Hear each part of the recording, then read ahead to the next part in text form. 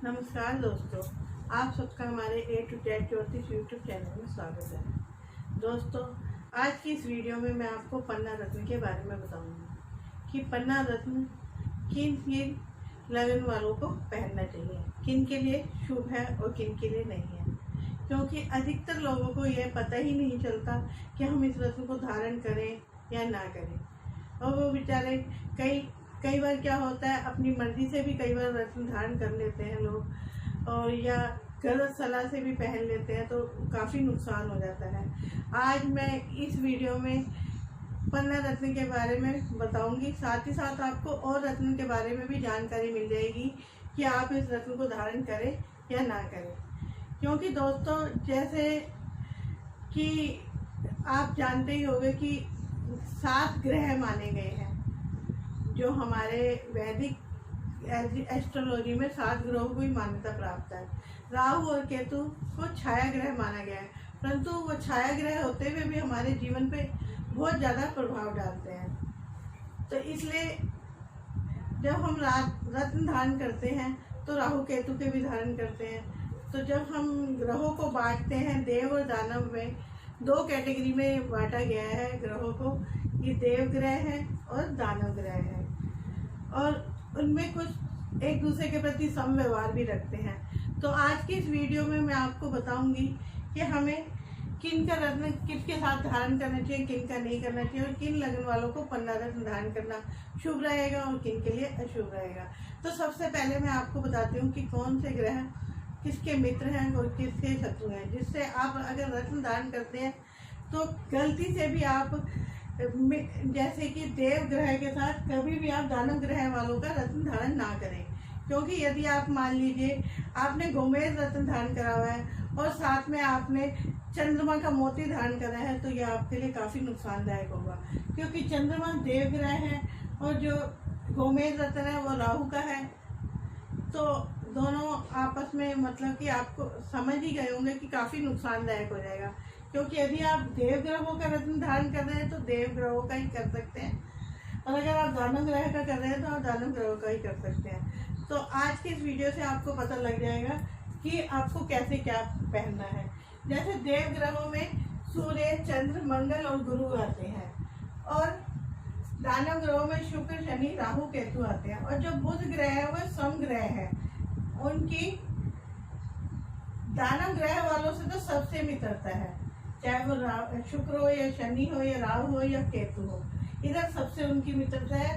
परंतु इनकी यहाँ इसमें खाली सूर्य से ही उनकी फ्रेंडशिप है, बाकी चंद्र को वो बुध देव अपना एनिमी मानते हैं, और इस प्रकार मंगल से भी उनकी शत्रुता है, और गुरु के प्रति वो समी है। तो इन दोनों के प्रति उनका सम का व्यवहार है, ना बहुत अच्छा ना बहुत बुरा। गुरु ग्रह से उनकी ना मित्रता है और ना ही शत्रु।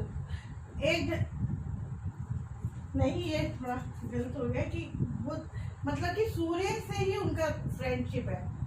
अगर वो चंद्रमा के साथ है तो भी बुरा फल देंगे, मंगल है, मंगल से भी और गुरु से भी, क्योंकि गुरु ग्रह सबको समदृष्टि से देखते हैं, पर बुध ग्रह इनको भी पसंद नहीं करते। इसलिए यदि आप पन्ना रत्न, मीन राशि बुध ग्रह की नीच राशि है, क्योंकि मीन राशि गुरु ग्रह की राशि है, तो उसमें बुध ग्रह जाके नीच के हो जाते हैं।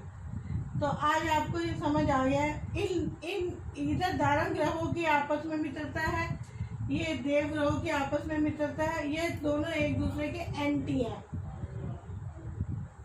एक दूसरे के एनिमी हैं। और जो बुध ग्रह है उनकी दानव ग्रह वालों से तो सबसे बनती है, परंतु इधर खाली सूर्य से बनती है। चंद्रमा जो कि उनके फादर है, मतलब पिता है, उनसे भी उनकी नहीं बनती। चंद्रमा को तो वह बिल्कुल ही पसंद नहीं करते, और वो मंगल को भी पसंद नहीं करते और गुरु को भी पसंद नहीं करते हैं।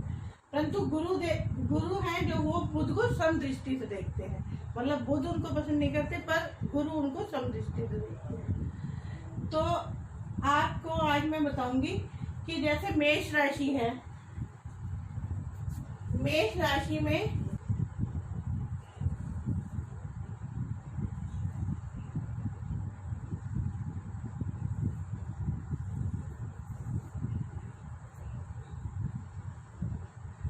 सबसे हम पहले मेष लग्न की बात करेंगे कि मेष लग्न वालों के लिए पन्ना रत्न कैसा रहेगा, क्योंकि ये बुध ग्रह का रत्न है और बुध ग्रह की 2 राशि है, मिथुन और कन्या। और अब आपको यह भी पता चल गया है कि जो बुध ग्रह है वो किन के साथ मित्रता है और जो किन से शत्रुता है। तो अब यहाँ पे जो बुध ग्रह है जो मेष लग्न में है वो तीसरे घर में और छठे घर में है। तीसरे घर में ना ही कोई ग्रह ऊंच का होता है, कोई ना ही नीच का होता है। मिथुन राशि क्योंकि बुध ग्रह की अपनी राशि है, और तो मेष लग्न वालों के लिए पन्ना रत्न, क्योंकि छठा और 8वां भाव अच्छा नहीं माना गया और इनकी एक छठे घर में राशि है और ये घर भी बहुत अच्छा नहीं माना गया। तो मेष लग्न वालों के लिए पन्ना रत्न धारण करना अच्छा नहीं होगा। और अगर यहीं पे हम वृष लग्न वालों को बिठा देते हैं, वृष राशि जैसे कि शुक्र ग्रह की राशि है, तो शुक्र ग्रह वालों के लिए पन्ना रत्न धारण करना बहुत अच्छा रहेगा। क्योंकि यहाँ पे मैं आपको एक राशि का और सिखा देती हूँ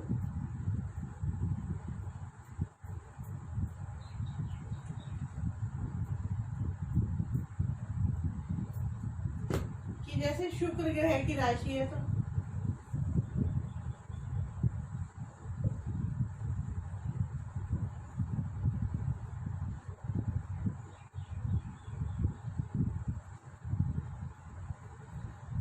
शुक्र इस वृष लगन में शुक्र लग्नेश है, क्योंकि मेष लगन में क्या था, मंगल लग्नेश था। और मंगल क्योंकि पहली राशि जो मेष राशि है उसके जो लग्नेश है वो मंगल है।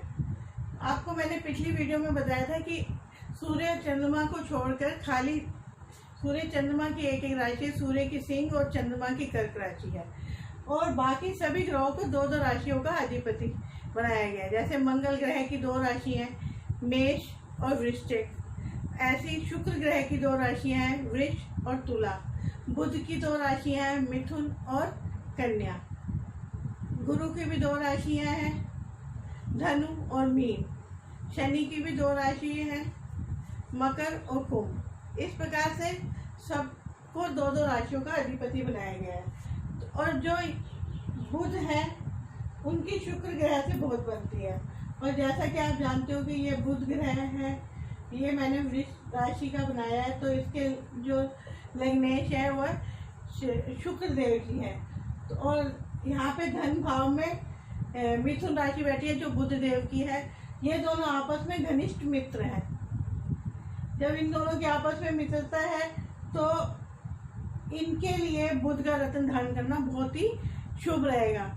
वृष लगन वालों को अपने धन शिक्षा के लिए, धन के लिए, बुद्धि के लिए, संतान सुख के लिए, पारिवारिक सुख के लिए, यश के लिए अगर वो बुध ग्रह का ये पन्ना रत्न धारण करते हैं तो उनको हर तरीके से फायदा ही होगा। बहुत ज़्यादा उनके भाग्य में वृद्धि होगी। अगर वो कोई बिजनेस कर रहे हैं तो बिजनेस में भी उनको सफलता मिलेगी, क्योंकि जो बुध है वो वाणी का, ज्ञान का, बुद्धि का, क्योंकि बिजनेस चलाने के लिए बुद्धि का होना बहुत ज़रूरी है।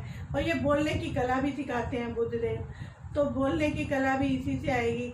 तो उनको हर तरीके से फ़ायदा होगा बिजनेस अगर कर रहे हैं। यदि किसी का बच्चा पढ़ाई में वीक है, या बच्चा क्या कोई बड़ा भी है, अगर उसको गणित, अगर उसका कोई काम अकाउंटेंसी से, अकाउंट से है, या फाइनेंस वगैरह का कोई काम करता है, उसमें भी उसको बहुत फ़ायदा मिलेगा। यदि आप वकील हैं, जज हैं, सिंगर हैं, क्योंकि जो मिथुन राशि के होने की वजह से ये गले से भी जुड़े हुए हैं, तो सिंगिंग में भी सफलता मिलेगी। आप के एंकरिंग करते हैं या आप कोई एक्टर हैं जहाँ पे आपको बोलने की कला अपनी दिखानी है, आप समझ गए हो, आप टीचर हो, लेक्चरर हो या प्रोफेसर हो, जहाँ पे भी बोलने से संबंधित काम है, मीडिया से आप जुड़े हुए हो, तो उन सबको ये पन्ना रत्न धारण करना चाहिए अगर उनका लगन वृष है।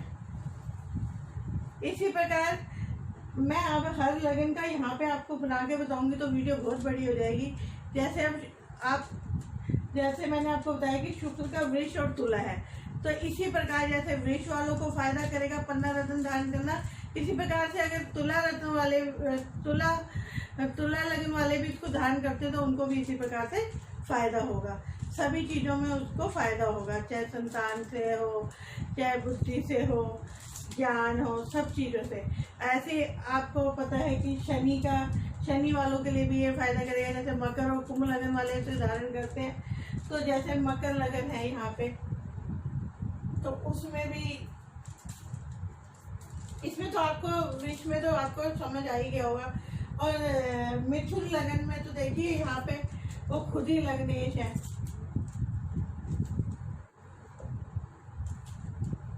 और उनकी दोनों राशियां देखो केंद्र में है।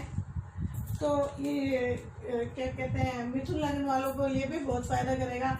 माता का सुख, धन, वाहन, गाड़ी, हर प्रकार का सुख देने में फायदा, अगर वो इस रत्न को धारण करते तो हर प्रकार से सुख उनको मिलेगा। इसी प्रकार से यदि मतलब कि कुंभ और मकर लगन वाले हैं जिसके लग्नेश शनि देव जी हैं, तो अगर वो भी इसको धारण करते हैं तो उनके भी भाग्योदय में बहुत फायदा करेगा, उनको स्वास्थ्य वगैरह में भी फायदा करेगा।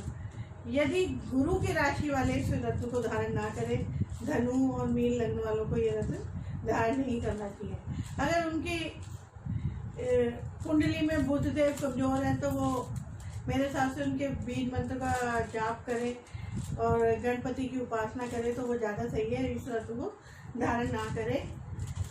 और अगर धारण करने के लिए किसी ने बताया है तो वो केवल बुध की दशा में ही रत्न को धारण करें, अन्यथा ना धारण करें, क्योंकि उनके लिए नुकसानदायक रहेगा। इसी प्रकार चंद्रमा को बुध देव अपना शत्रु मानते हैं, तो कर्क लगन वालों के लिए भी ये काफ़ी हानिकारक रहेगा। मंगल को भी अपना शत्रु मानते हैं। मंगल की राशि के लग्नेश है, जैसे कि मेष और वृश्चिक के, उनको भी ये धारण नहीं करना चाहिए। उनको भी अगर बुध उनकी कुंडली में कमजोर है, अस्त है या डिग्री वाइज कम है या योग कारक है और लगन उनका गुरु का है या चंद्र का है या मंगल का है, तो उनको मेरे हिसाब से गणपति की उपासना करनी चाहिए, उनके बीज मंत्र का जाप करना चाहिए, गणपति जी को दूर्वा चढ़ानी चाहिए। इस प्रकार से वो उनको गणपति का नमन करना चाहिए और ओम गंग गणपतये नमः की हर रोज एक माला का जाप करें, इससे उनको काफ़ी फायदा होगा। वो इसका रत्न धारण ना करें। और अगर किसी ने बताया है जोशी ने, तो मेरा कहने का मतलब है कि उसको फिर बुध की दशा में ही धारण करें, अन्यथा मैं ये मानती हूँ कि उनको इस रत्न को धारण नहीं करना चाहिए। और अगर उस रत्न को धारण करना चाहते हैं, जिन जिन को पहनना चाहिए वो मैंने आपको बता ही दिया कि वृष वालों को तुला,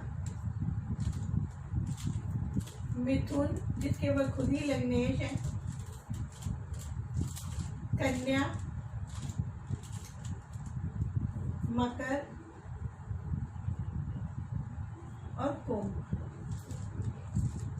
अगर ये 6 लगन वाले इस रत्न को धारण करते हैं तो उन्हें कोई नुकसान नहीं होगा। सिंह लगन वाले भी इसे धारण कर सकते हैं, और अगर वो बुध की दशा, अंतर्दशा, महादशा में पहनते हैं तो उनको काफी फायदा होगा। सिंह लगन में भी आप इस रत्न को धारण कर सकते हैं, क्योंकि सूर्य और बुध आपस में मित्र है। अगर इस लगन वाले पहनते हैं और शुक्ल पक्ष में पहनना है तो इसे और कनिष्ठिका उंगली में धारण करना है। आप इसे एक दिन पहले खरीद लाएं और मंदिर में उसे कच्चे दूध में भिगो कर रख दें और अगले दिन उसे गंगा जल से धोने के बाद उसको धूप अगरबत्ती और उसके ऊपर ओम गंग गणपताय नमः का कम से कम 1 माला का जाप करें और उसे धारण करें। और कम से कम ये 3 कैरेट का होना चाहिए रत्न। तो आप देखेंगे कि इसके बहुत ही ज़्यादा ही चमत्कारी प्रभावों को आप महसूस करेंगे। यदि आपका बच्चा पढ़ाई में कमज़ोर है, आप उसको भी आप ये धारण कर सकते हैं। और रिंग हमेशा टचिंग रिंग बनानी चाहिए, नीचे से वो आपकी स्किन से टच करती हुई होनी चाहिए।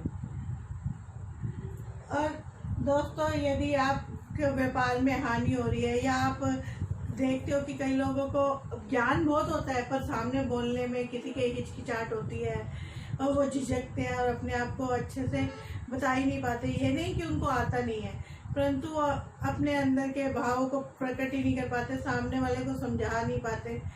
तो ये समझ जाइए कि अगर आप में ये वाली बात है कि आपको आता है परंतु आप दूसरे को अपनी बात को स्पष्ट नहीं कर पाते, आपको बोलने में झिझक होती है, हेजिटेशन होती है, तो मेरे हिसाब से आपका बुध कमज़ोर है।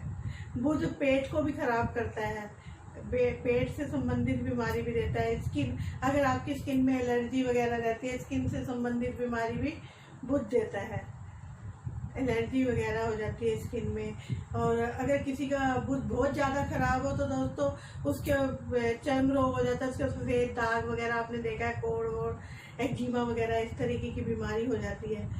तो या हकलाने वाला हो जाता है, या किसी को आप देखते हो किसी बच्चे को मैथ को देख के ही डर लगने लगता है, जबकि और बच्चों से बड़ी आसानी से कर जाते हैं। तो आप समझ जाइए उस व्यक्ति का बुध कमज़ोर है।